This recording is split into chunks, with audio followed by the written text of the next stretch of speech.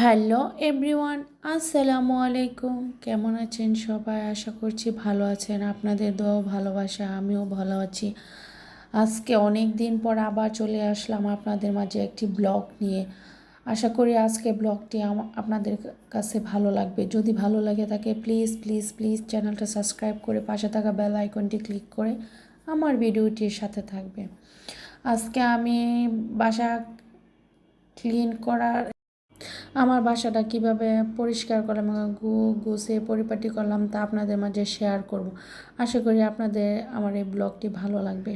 ওই যে দেখছিলেন আমার হেল্পিং হ্যান্ড, মানে আমার বাসার আপাটা, সে কাজ করতেছে। সে এত একটা অমায়িক মানুষ, মানে এত ভালো মানুষ, মানে আমার ভাষা দিয়ে আমি প্রকাশ করতে পারবো না। অনেক ভালো।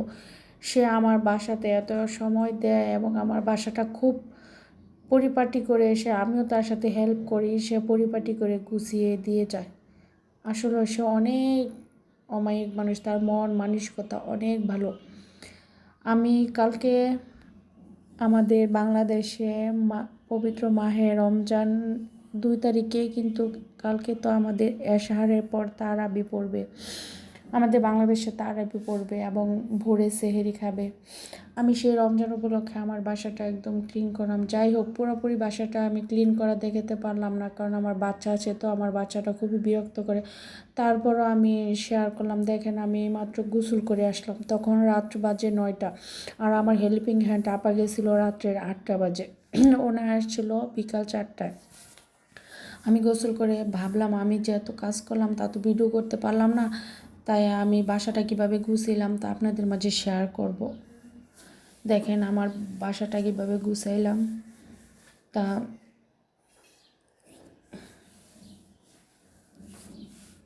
আমি আমার বাসাটাকে জানেন, আমার ছোট্ট বাসা, আমার এত বড় বাসা না, বা আমি এত বিলাসবহুল বাসায় থাকি না। আমার মধ্যবিত্ত একটা ছোট্ট একটা বাসা, এটা আমার সুখের নীড়। আমি চাই সেই ছোট্ট একটা সুখের নীড়টাকে সবসময় গুছগাছ করে পরিপাটি করে রাখার জন্য। আমার কাছে খুবই ভালো লাগে। আমার অগোছালো মোটেও পছন্দ না। আমি এমন একটা ব্যক্তি, আমার মনে হয় যে আমি একবেলা ভাত নাই খেলাম, কিন্তু আমার বাসাটা পরিপাটি লাগবে। আমার কাছে বাসাটা পরিপাটি থাকলে আমার মাইন্ড একদম ফ্রেশ হয়ে যায়, মানে তখন সবার সাথে কথা বলতেও আমার কাছে ভালো লাগে। কিন্তু যদি অগোছালো দেখে আমার মাথা একদম রেগে চড়াও হয়ে যায়। আমার এই বাসাটাকে আমি সুন্দরভাবে গুছিয়ে নিলাম। আর আমার অনেক দিন আমার মা বোন আমার বাসায় ছিল। বিশেষ করেন কালকে রাত্রে আমার কাছে এত কষ্ট লাগছিল, আমার বাচ্চা অনেক কান্নাকাটি করছিল। মানে অনেক দেখা যায় না, অনেক দিন বাসায় মানুষ থাকলে সে মানুষটা যদি চলে যায়, দেখবেন মায়া, মানে অনেক খারাপ লাগে। কারণ সব সময় একা থাকলে একরকম, আবার অনেক মানুষ একসাথে থাকলেই অন্যরকম। আমার মা বোন ছিল, আমার মানে সময় কোন দিক দিয়ে কেটে গেছিলো আমি নিজেও বলতে পারি না।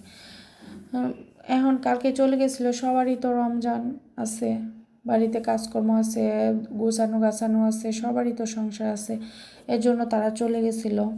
আমার অনেক খারাপ লাগছিল কালকে দিনটা। ওই যে দেখেন আমাদের সেহেরির সময়সূচি, এই ক্যালেন্ডারটা। আর এই যে দেখেন আমার সোনা পাখি খেলা দিয়ে খেলনা করছিল।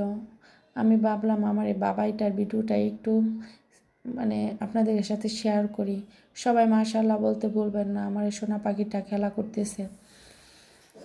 জানি না আমি কতটুকু সুন্দরভাবে গুছিয়ে আপনাদের মাঝে আমার ভিডিওটা উপস্থাপনা করতে পারছি, কিন্তু আশা করি আপনাদের কাছে ভালো লাগবে। আর আল্লাহর কাছে দোয়া করি সবাইকে আল্লাহ পাক কালকে তারাবি নামাজ পড়ার এবং সেহরি খাওয়ার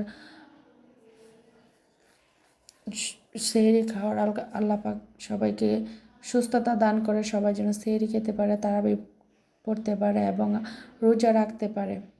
আমার আজকের ভিডিওটা এই পর্যন্ত। কি সবাই ভালো থাকবেন।